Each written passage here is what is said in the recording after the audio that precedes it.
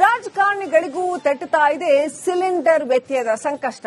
ಯುದ್ಧದಿಂದಾಗಿ ಏನು ಎಲ್ಪಿಜಿ ವ್ಯತ್ಯಯ ಆಗ್ತಾ ಇದೆ, ವಿಧಾನಸಭಾ ಅಧಿವೇಶನ ನಡೀತಾ ಇದೆ. ಹಾಗಾಗಿ ವಿಧಾನಸೌಧ ಕ್ಯಾಂಟೀನಲ್ಲೂ ಕೂಡ ಎಲ್ಪಿಜಿ ಲಭ್ಯ ಇಲ್ಲ, ಅಲ್ಲೂ ಕೂಡ ಎಲ್ಪಿಜಿ ಕೊರತೆ ಉಂಟಾಗಿದೆ. ಹಾಗಾಗಿ ಅಲ್ಲಿ ಕೂಡ ಮೆನು ಬದಲಾವಣೆ ಮಾಡಲಾಗ್ತಾ ಇದೆ. ಸಚಿವರು ಶಾಸಕರ ಊಟದ ಮೆನುವಿನಲ್ಲಿ ಬದಲಾವಣೆ ಆಗ್ತಾ ಇದೆ. ತಿಂಡಿಗೆ ನೀಡುವ ಇಡ್ಲಿ ವಡೆ ಪೈಕಿ ವಡೆ ಕೊಡ್ತಾ ಇಲ್ವಂತೆ, ಚಪಾತಿ ರೊಟ್ಟಿ ಕೊಡ್ತಾ ಇಲ್ವಂತೆ, ಬದಲಾಗಿ ರೈಸ್ ಬಾತ್ ಅನ್ನ ಸಾಂಬಾರ್ ಅಷ್ಟೇ ಸಿಗ್ತಾ ಇದೆ. ಸಂಜೆ ಬಜ್ಜಿ ಬೋಂಡ ಆ ತರ ಏನು ಸಿಗ್ತಾ ಇಲ್ಲ, ಜಸ್ಟ್ ಮಿಕ್ಸ್ಚರ್ ಸ್ಯಾಂಡ್ವಿಚ್ ಕೊಡ್ತಾ ಇದ್ದಾರೆ ಅಂತ ಹೇಳಲಾಗ್ತಾ ಇದೆ. ಒಟ್ಟಿನಲ್ಲಿ ಈಗ ಅವ್ರ ಹತ್ರ ಇರೋ ಸಿಲಿಂಡರ್ ಕೇವಲ 2 ದಿನಕ್ಕೆ ಮಾತ್ರ ಸಾಕಾಗೋಷ್ಟಿದೆ ಅಂತ ಹೇಳಲಾಗ್ತಾ ಇದೆ.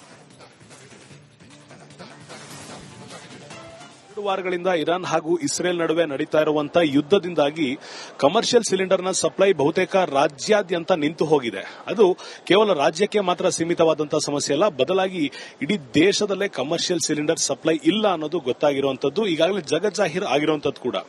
ಆಹಾರ ಸಚಿವರಾದಂತಹ ಮುನಿಯಪ್ಪರವರು ಮಾತನಾಡ್ತಿದ್ದಂತಹ ಸಂದರ್ಭದಲ್ಲಿ ಮೆಡಿಕಲ್ ಎಮರ್ಜೆನ್ಸಿಗೆ ಹೊರತುಪಡಿಸಿ ಇನ್ನು ಯಾವುದೇ ಕಾರಣಕ್ಕೂ ಕಮರ್ಷಿಯಲ್ ಸಿಲಿಂಡರ್ಗಳನ್ನ ಬೇರೆಡೆ ನಾವು ನೀಡೋದಿಲ್ಲ.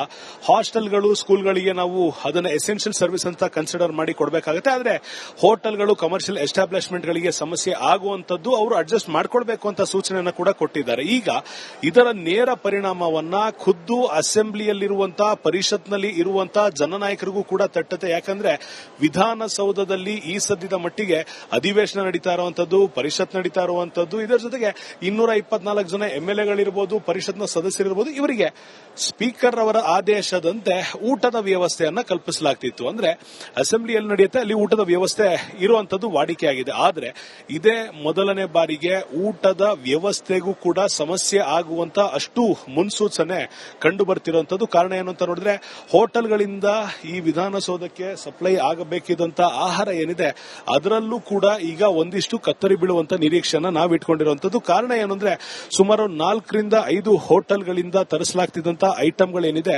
ಅವುಗಳನ್ನ ಸಿದ್ಧಪಡಿಸೋದಕ್ಕೂ ಕೂಡ ಈ ಸದ್ಯದ ಮಟ್ಟಿಗೆ ಗ್ಯಾಸ್ ಇಲ್ಲ ಅನ್ನೋದನ್ನು ನಾವು ಖಾತ್ರಿ ಪಡಿಸಿಕೊಂಡಿದ್ದೇವೆ. ಇದರ ಜೊತೆಗೆ ಸೌದೆ ಒಲೆಯಲ್ಲಿ ಈಗಾಗಲೇ ಅಡುಗೆಯನ್ನ ಮಾಡೋದಕ್ಕೆ ಆರಂಭಿಸಿರುವಂತದ್ದು ಕೂಡ ಒಂದು ಅಂಶ ಆಗಿರುವಂತದ್ದು. 2 ರೀತಿಯ ಬದಲಾವಣೆಗಳನ್ನ ಸ್ಪೀಕರ್ ಅವರ ಕಚೇರಿಯಿಂದ ಮಾಡುವಂತ ಸಾಧ್ಯತೆ ಕೂಡ ಇದೆ.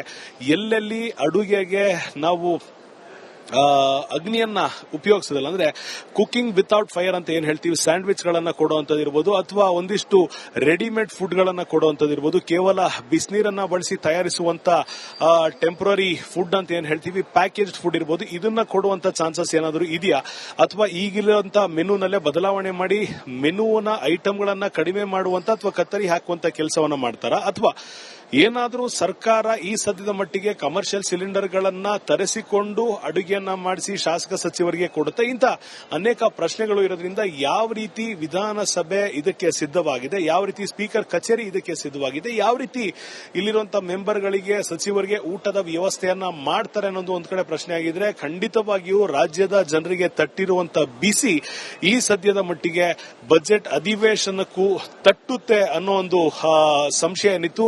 ಖಂಡಿತವಾಗಿಯೂ ಆ ಸಂಶಯ ಸತ್ಯ ಆಗುತ್ತೆ. ಯಾಕಂದ್ರೆ ಈ ಸದ್ಯ ಮಟ್ಟಿಗೆ ಬಂದಿರೋ ಮಾಹಿತಿಯ ಪ್ರಕಾರ ಕೇವಲ 3 ದಿನಕ್ಕಾಗುವಷ್ಟು ಸಿಲಿಂಡರ್ ಮಾತ್ರ ಈ ಒಂದು ವಿಧಾನಸಭೆಯ ಅಧಿವೇಶನಕ್ಕೆ ಊಟವನ್ನು ಸಪ್ಲೈ ಮಾಡುವಂತ ಹೋಟೆಲ್ಗಳ ಹತ್ರ ಉಳ್ಕೊಂಡಿರುವಂತದ್ದು. ಒಂದು ವೇಳೆ ಅದು ಖಾಲಿ ಆಯ್ತು ಅಂದ್ರೆ ಸೌದೆಯಿಂದ ಎಷ್ಟರ ಮಟ್ಟಿಗೆ ಮಾಡ್ಲಿಕ್ಕಾಗತ್ತೆ, ಎಷ್ಟು ವೇಗವಾಗಿ ಮಾಡ್ಲಿಕ್ಕಾಗತ್ತೆ, ಅದನ್ನು ಕೂಡ ಹೊರತುಪಡಿಸಿ ಯಾವ ರೀತಿ ಇದನ್ನ ಮಿನಿಮೈಸ್ ಮಾಡಬೇಕು ಅಂತ ಆಹಾರ ಸಚಿವರಾದಂತಹ ಮುನಿಯಪ್ಪ ಅವರು ಕರೆ ಕೊಟ್ಟಿದ್ರು.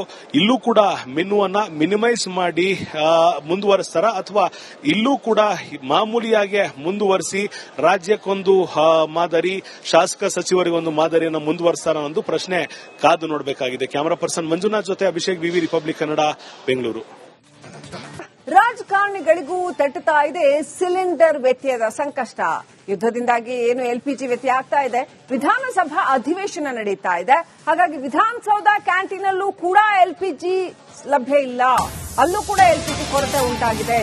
ಹಾಗಾಗಿ ಅಲ್ಲಿ ಕೂಡ ಮೆನು ಬದಲಾವಣೆ ಮಾಡಲಾಗ್ತಾ ಇದೆ. ಸಚಿವರು ಶಾಸಕರ ಊಟದ ಮೆನುವಿನಲ್ಲಿ ಬದಲಾವಣೆ ಆಗ್ತಾ ಇದೆ.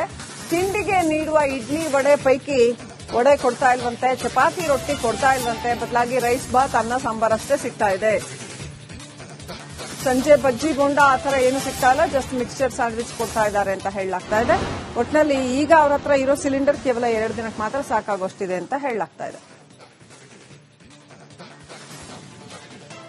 ವಾರಗಳಿಂದ ಇರಾನ್ ಹಾಗೂ ಇಸ್ರೇಲ್ ನಡುವೆ ನಡೀತಾ ಇರುವಂತಹ ಯುದ್ಧದಿಂದಾಗಿ ಕಮರ್ಷಿಯಲ್ ಸಿಲಿಂಡರ್ನ ಸಪ್ಲೈ ಬಹುತೇಕ ರಾಜ್ಯಾದ್ಯಂತ ನಿಂತು ಹೋಗಿದೆ. ಅದು ಕೇವಲ ರಾಜ್ಯಕ್ಕೆ ಮಾತ್ರ ಸೀಮಿತವಾದಂತಹ ಸಮಸ್ಯೆ ಅಲ್ಲ, ಬದಲಾಗಿ ಇಡೀ ದೇಶದಲ್ಲೇ ಕಮರ್ಷಿಯಲ್ ಸಿಲಿಂಡರ್ ಸಪ್ಲೈ ಇಲ್ಲ ಅನ್ನೋದು ಗೊತ್ತಾಗಿರುವಂತದ್ದು, ಈಗಾಗಲೇ ಜಗಜ್ಜಾಹೀರ್ ಆಗಿರುವಂತದ್ದು ಕೂಡ. ಆಹಾರ ಸಚಿವರಾದಂತಹ ಮುನಿಯಪ್ಪರವರು ಮಾತನಾಡ್ತಿದ್ದಂತಹ ಸಂದರ್ಭದಲ್ಲಿ ಮೆಡಿಕಲ್ ಎಮರ್ಜೆನ್ಸಿಗೆ ಹೊರತುಪಡಿಸಿ ಇನ್ನು ಯಾವುದೇ ಕಾರಣಕ್ಕೂ ಕಮರ್ಷಿಯಲ್ ಸಿಲಿಂಡರ್ಗಳನ್ನ ಬೇರೆಡೆ ನಾವು ನೀಡೋದಿಲ್ಲ.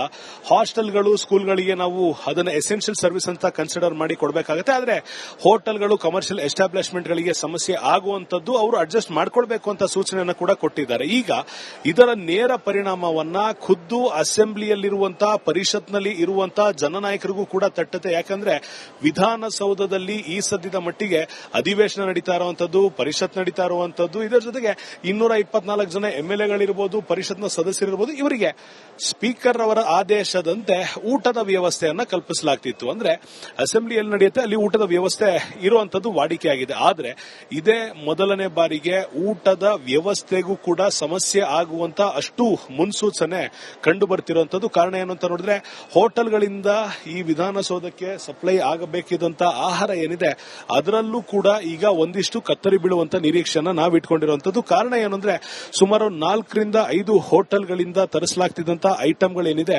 ಅವುಗಳನ್ನ ಸಿದ್ಧಪಡಿಸೋದಕ್ಕೂ ಕೂಡ ಈ ಸದ್ಯದ ಮಟ್ಟಿಗೆ ಗ್ಯಾಸ್ ಇಲ್ಲ ಅನ್ನೋದನ್ನು ನಾವು ಖಾತ್ರಿ ಪಡಿಸಿಕೊಂಡಿದ್ದೇವೆ. ಇದ್ರ ಜೊತೆಗೆ ಸೌದೆ ಒಲೆಯಲ್ಲಿ ಈಗಾಗಲೇ ಅಡುಗೆಯನ್ನ ಮಾಡೋದಕ್ಕೆ ಆರಂಭಿಸಿರುವಂತದ್ದು ಕೂಡ ಒಂದು ಅಂಶ ಆಗಿರುವಂತದ್ದು. 2 ರೀತಿಯ ಬದಲಾವಣೆಗಳನ್ನ ಸ್ಪೀಕರ್ ಅವರ ಕಚೇರಿಯಿಂದ ಮಾಡುವಂತ ಸಾಧ್ಯತೆ ಕೂಡ ಇದೆ.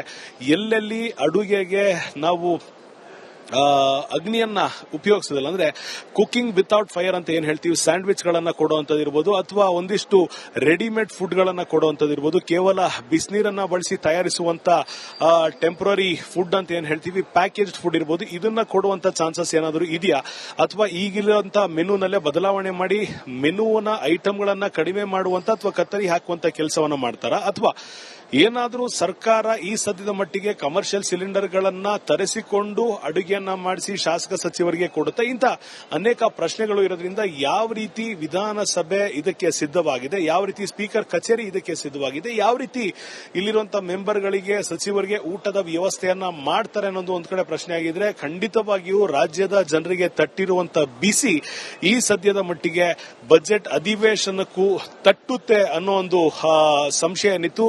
ಖಂಡಿತವಾಗಿಯೂ ಆ ಸಂಶಯ ಸತ್ಯ ಆಗುತ್ತೆ. ಯಾಕಂದ್ರೆ ಈ ಸದ್ಯ ಮಟ್ಟಿಗೆ ಬಂದಿರೋ ಮಾಹಿತಿಯ ಪ್ರಕಾರ ಕೇವಲ 3 ದಿನಕ್ಕಾಗುವಷ್ಟು ಸಿಲಿಂಡರ್ ಮಾತ್ರ ಈ ಒಂದು ವಿಧಾನಸಭೆಯ ಅಧಿವೇಶನಕ್ಕೆ ಊಟವನ್ನು ಸಪ್ಲೈ ಮಾಡುವಂತ ಹೋಟೆಲ್ಗಳ ಹತ್ರ ಉಳ್ಕೊಂಡಿರುವಂತದ್ದು. ಒಂದು ವೇಳೆ ಅದು ಖಾಲಿ ಆಯ್ತು ಅಂದ್ರೆ ಸೌದೆಯಿಂದ ಎಷ್ಟರ ಮಟ್ಟಿಗೆ ಮಾಡ್ಲಿಕ್ಕಾಗತ್ತೆ, ಎಷ್ಟು ವೇಗವಾಗಿ ಮಾಡ್ಲಿಕ್ಕಾಗತ್ತೆ, ಅದನ್ನು ಕೂಡ ಹೊರತುಪಡಿಸಿ ಯಾವ ರೀತಿ ಇದನ್ನ ಮಿನಿಮೈಸ್ ಮಾಡಬೇಕು ಅಂತ ಆಹಾರ ಸಚಿವರಾದಂತಹ ಮುನಿಯಪ್ಪ ಅವರು ಕರೆ ಕೊಟ್ಟಿದ್ರು.